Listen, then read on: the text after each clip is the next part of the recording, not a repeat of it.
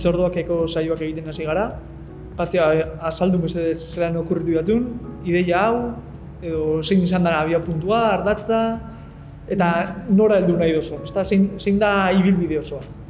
Bueno, mintzorduak berez euskeraz hitz egiten dugunon hitzorduak dira, edo izan nahi dute, eta gure helburua da mintza praktikaren alorrean sortzea gune batzuk eta une batzuk euskeraz hitz egin da euskeraz hitz egiten duen jendea entzuteko ere bai. Mintzorduak izango dira jendea hizketan jartzeko momentuak. Eta jendea hizketan jarri nahi dugu entzuteko, entzumena lantzeko, ulermena lantzeko, gai interesgarriei buruz hitz egiteko, eta horrela binaka jarriko ditugu euskaldunak hizketan. Helburua zein da? Helburua da elkarrizketa horiek bai sarean entzutea eta ikustea, eduki interesgarriak sortzea, eta era berean Mintzanet gure proiektua jendartea erratzea, pantailak, elkarrizketak, jendea lotzen ditu Mintzanetek, eta nahi ditugu pantailak eduki euskaldunez betetzen joan. Talde horretatik helburua da batzuk eta besteak elkarrizketa horien bidez sortzea bideo luzeak, podcastak, pilulak, ikus-entzunezko pilulak, eta gure komunitateari astero Mintzaneten elkartzen diren guztioi beste zerbait gehiago eskaintzea, astero daukaten ordubeteko saio horretaz gain denbora hartu dezaten eta pantaila aurrean jarri, kaskoa jarri, paseo bat eman eta gauzak entzun edo ikusteko. Mintzorduak proiektuaren ardatza esan duzun moduan dire elkarrizketak, ezta? Zer eratako gonbidatuak edo nortzuk izango dira gonbidatuak, zer perfil bilatzen dituzu?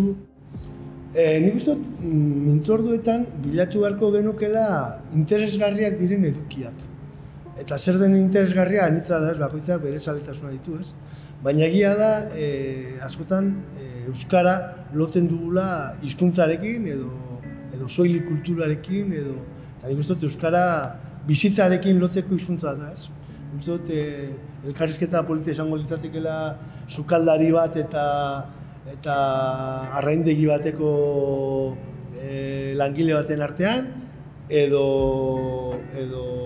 euskaltzale bat eta euskaltzain bat, adibidez, hizkuntzari buruzari gara, baina baita ere euskara ikasten ari den jendearen esperientziak ezagutu, bizipenak, kontatzeko dituzten gauzak, kultur munduan jende oso interesgarria daukagu eta gaur egun oso modu arinean, azkarrean jasotzen ditugu beraien adierazpenak baina ez dakigu benetan zenbat kostatu zaien ona heltzea edo ze bide egin duten, ez? Eta orduan nik uste dut euskaldunon inguruan dauden mitoak edo uste faltsuak edo apurtu behar ditugula ere elkarrizketen bitartez, ez? Eta jende gehiago aurkeztu, ez? Elkarrizketa da bide bat jendea ezagutzeko, ez? Kalean bezala, bizitzan, lantokian, elkarrizketa da baita ere jasotzeko modu bat, ez? Informazioa, balioak, ezagutza berriak, eta nik uste dut mintzorduetan asmatuko bagenu modu interesgarri batean jende hizketan jartzea, interakzio horretan, eta azken batean hizkuntza bateko hori behar du, interakzioa hori lortu. Eta nik galdera engo nuke alderantziz, ez? Zuk nor entzungo zenuke gustora pantaila aurrean eta patxadaz zauden momentu horretan? Egizan, beti atorkigu edo podcast bat entzun nahi dugunean, bideo bat ikusi nahi dugunean, beti jotzen dugu normalan erosotasunera, ezta? Norberen interesekin oso lotuta daude, gaiak edo pertsonaiak entzutera. Nire kasuan, zinema arloan egiten dut lan, hori izan da nire hezkuntza hildoa, eta jakin da orain euskal zinema ere dagoela olatu erraldoi batean, orain estrenatuko da Irati, aurretik egon dire Moriartytarren pelikulak, txintzuak egin dauz euskarazko film oso potenteak, eta gainera orain, zenek itzi nahi aipatu gabe, itsasoz bestaldean, hau da, Kolonbian batetik eta Mar de Platan, egingo direla euskal zinema berriari buruzko euskarazko zikloak, bai, gustatuko litzaidake pizkat, sortzaileak, ez da ez bakarrik zinemagileak, bai sortzaileak, euskarazko sortzaileak entzutea. Azkenean ikuste dalako artea dela benetan pertsona hori benetan eragiten dozkun disiplina bat, eta artearen bidez mundu oso bat zabaltzen dela, ez da, bai euskararentzat, bai gizartearentzat, jorratzen direlako arlo sozialak, politikoak, eta bestaldean egongo direnak, bai berton, mintzorduaken asmoa badalako zuzeneko publikoa aukitea, baina baita be pantaila bidez mundu guztiko euskara ikasleak edo euskara praktikatu nahi duten mintzaneteko edo mintzalaguna proiektutako ikasleek eurek entzuteko islari erakargarriak aukitza nik uste dut oso potente izango zara. Nik uste dut bai, euskal kulturan, eta zuk aipatu duzun bezala zinema munduan gaur egun gauza berri eta interesgarri asko daude, baina ez dugu izan aukera askorik beraien elkarrizketa patxadatuaz, lasaiak, bizitzari buruz, bizipenei buruz entzuteko, ez da, nik uste dut hori badela erronkat. Egia esan ere, nahi dugu jauzi irukoitza egin, nahi dugu elkarrizketa izatea konfiantzan, publikoa egotea elkarrizketa hori entzuten, baina gero elkarrizketa hori entzun izatea pantailan eroso edo entzun izatea podcast bezala momentu libre horietan, ez? Ia esmatzen dugun, ez? Formato horretara ekartzen, nolabait euskarri ezberdinetan, ez? Zuzenekoa, elkarrizketa entzuteko, ostekoa, ez? Grabaketa horien errealizazio batekin, eta kamera ezberdinekin grabatuta, mikrofonia on batekin, aurrez aurre baina lasai, paperik gabe, gidoirik gabe, aurkezlerik gabe, eta elkarrizketa horretako bikiden arteko rolak nolabait berdindu, ez? Ez izatea bat elkarrizketatzailea eta bestea elkarrizketatua, ez? Hori horretarako ere maila bat egon behar da, baina sortu behar da konfiantzat, eta behar bada hor ukiko dugu uste dunik erronka handiena. Aipatzen duzun azken kontu honen arire, galdetu nahiko nutzunea berritzailea dan zuretzako proiektu hau. Jakinda, bai, badaukagula, eta orain pilpilan dagoen eztabaida bada, ez da? Akelarre ETV-piko saio hori, Akelarre programa, sortu delako eztabaida, euskal kultura gutxiesten dauelako, eta formatuan nola bait, esango ginke oso antzekoa dela, ez da improvisatutako bai badago elkarrizketatzaile bat eta gonbidatu bat, ez da, baina da improvisatutako zerbait, euskaraz, ETV baten, edo bestelako euskarritan, badago lakorik, egon da, edo zuk ustezu mintzanetek egingo dauela olako salto handi bat, suposatuko duela proiektu honek, euskararentzat, mintzaneten bidez. Aipatzen dituzun telebista programak eta orain modan dauden talk showak zoritxarrez, izarra elkarrizketatzailea da. Eta bere egituaz, bere inburua nabarmentzera, ez? Nik uste dut, lortu behar dugula garrantzitsuena edukia izatea.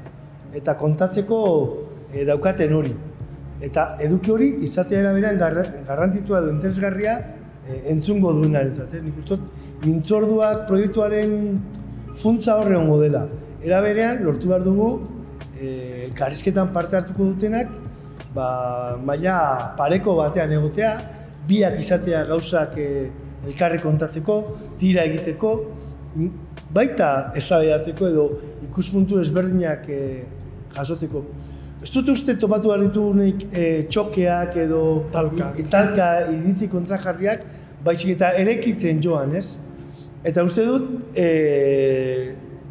lortzeko bidean, ondo perfilatzen baitugu profil horiek, nor entzun nahi genuken, eta gero mintzorduak egin ala jendeari ere proposatzeko aukera eman, ez? gustatuko litzaidake itziaritu entzun. Beti ikusi dualako, edo kanpoko seritan, edo soilik ezagutzen dut telebistatik, edo bere Instagram kontutik, ez? Lortu hurbilpen bat ere, ez? Interaktibitate bat. Eta gure fokua izatea foko oso humanoa, ez? Oso gertukoa, alik eta normalizatuena, ez? Eta alde horretatik, telebistako ereduak, telebistak beti audientzia eta euskal helburu, askartasun bat, gero eta prekarioagoa dira programak, gidoiak ere lantzen dira txinpartaren bila, ez? Eta nik uste beste zerbait topatu behar dugula da. Mintzorduak izan daitezela hitz egiten duenarentzat eta elkarrizketa ikusi edo entzuten dagoenarentzat une atsegin bat. Zer da atsegina?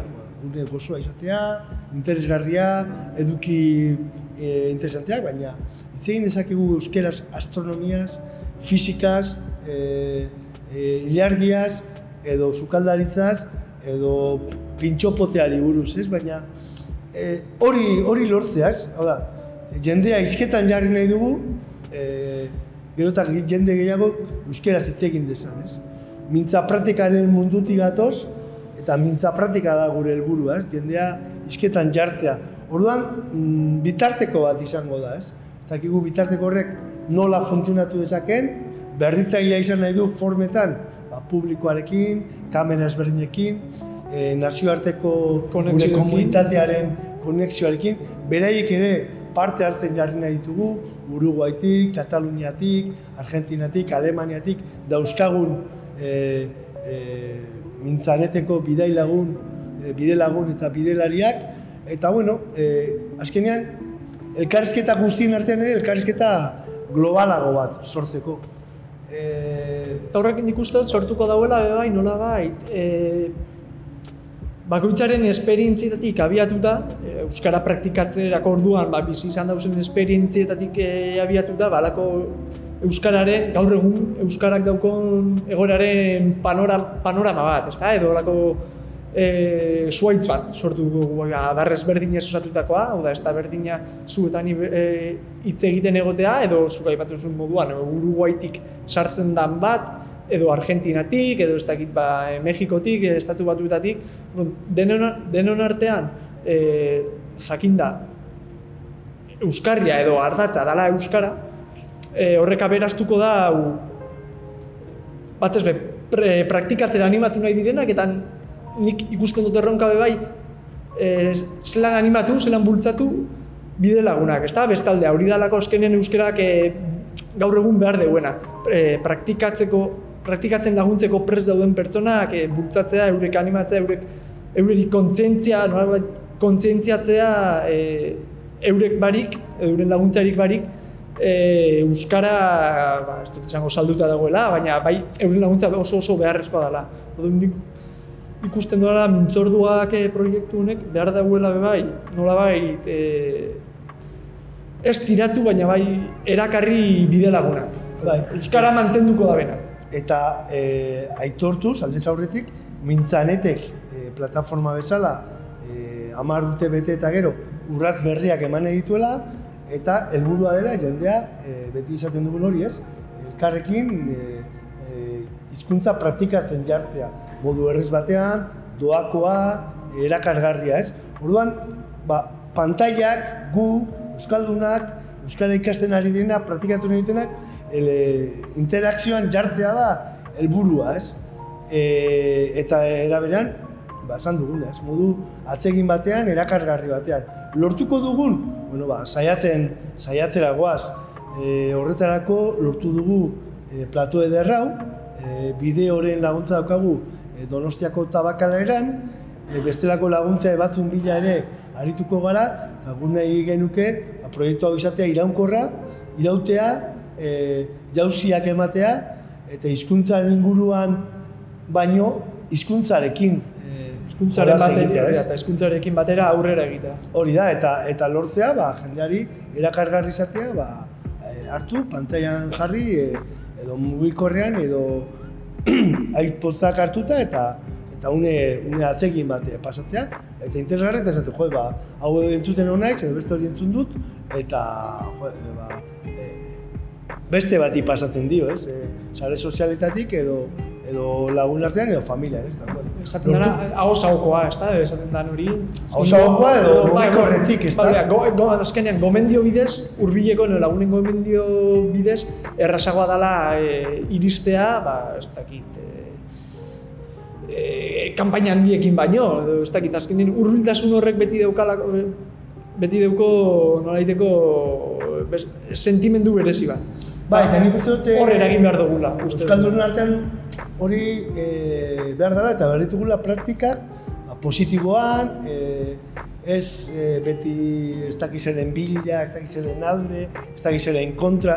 Gauza asko dauzkagu bizitzak kontatzeko, eta hori izango da, horiek kontatzeko espazio edo une, edo ordu bat, edo hitzordu bat, ez? Horretik jokatuz, ez? Hitzordu, mintzatu, mintzorduak. Eta, gonbidatuta dago mundu guztia, hauek jarraitzera. Parte hartzera, proposatzera, eta saiatuko gara ere, eta esperimentazioan, zuzeneko parte hartzeak egotea, galderak pausatu behar badera pausatu. Formatua bera ere, berrasmatzen ibili beharko dugulako etengabe, erakasgarri egiteko eta helburu horrekin. Jendea, hizketan jarri nahi dugu. Eta aipatu nahiko neke, bukatzen joateko edo borobiltzeko, mintzorduak proiektu honek suposatzen duela norabait edo iritzi dela ziklo aldaketa baten ostean, ez da? Mintzanete 10 urte bete berri dauz, orain arte funtzionatu izan dago era batera, erabiltzaile kopuru jakin batekin, pandemia etorri da, buelta emondotzo egoerari, bikoiztu, hirukoiztu egin dira erabiltzaileak, eta orduan gupe bai, kudeatzaileok, edo mintzaneteko arduradunok behar izan bat auki dugu, nolabait, orain arte iritzi eskaren horretara iristeko, eta horretan gabiz formula berriak asmatzen, probatzen, eta hemendik aurrera, orain martxan jarri dugu mintzorduak, maiatzean izango da mintzaguna Berton Donostian, kontuan eukin da guk 10 urte bete ditugula, eta bagerak berak 30, eta gero etorriko da mintzanet egun 11garrena, eta joango gara hemendik aurrera aldogun moduan, beti indartu eta gogotzu proiektuan sinisten eta lanean. Hori da, esker. Zeuri.